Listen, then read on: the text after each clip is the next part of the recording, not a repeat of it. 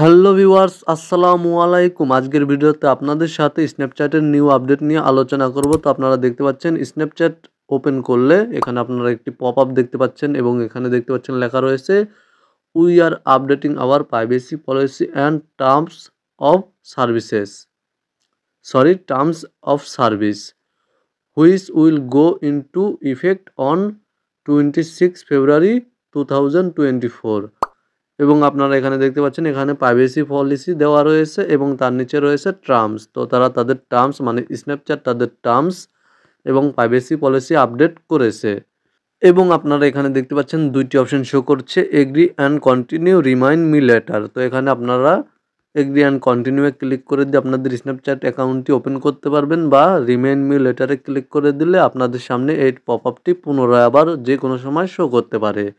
এবং আপনারা যদি এগ্রি অ্যান্ড কন্টিনিউয়ে ক্লিক করে privacy policy and terms of service agree করে নেন, তাহলে আপনাদের সামনে এই পপআপটি আর কখনোই শো করবে না। তো আপনারা এখানে দেখতে পাচ্ছেন নিচে লেখা রয়েছে, এখানে দেখতে পাচ্ছেন from 26 February 2024 you will no longer be available to use Snapchat unless you agree to this updated terms.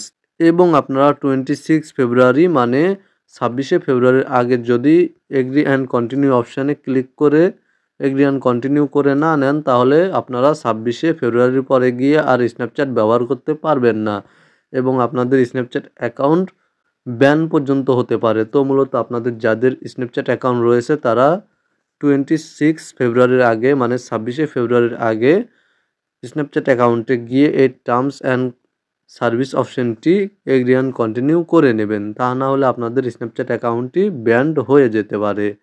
তো মূলত জাস্ট আপনারা এখানে ক্লিক করে দেবেন এগ্রি অ্যান্ড কন্টিনিউ, কারণ রিমাইন্ড মি লেটারে ক্লিক করলে আপনাদের সামনে এই পপআপটি পুনরায় আবার যে কোনো সময় শো করবে।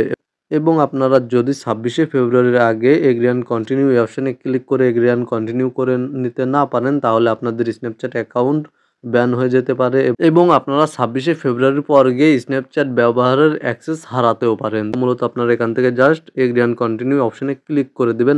আপনাদের যাদের স্ন্যাপচ্যাট অ্যাকাউন্ট রয়েছে তারা এই ভিডিওটি দেখার পরে স্ন্যাপচ্যাটে গিয়ে এখান থেকে টার্মস অ্যান্ড কন্ডিশনটি এগ্রি অ্যান্ড কন্টিনিউ করে নেবেন। জাস্ট আপনারা এখানে দেখতে পাচ্ছেন এগ্রি অ্যান্ড কন্টিনিউ, এখানে ক্লিক করে দেবেন, তাহলে আপনাদের স্ন্যাপচ্যাট অ্যাকাউন্টটি ওপেন হয়ে যাবে। দেখতে পাচ্ছেন আমার স্ন্যাপচ্যাট অ্যাকাউন্টটি ওপেন হয়ে গিয়েছে।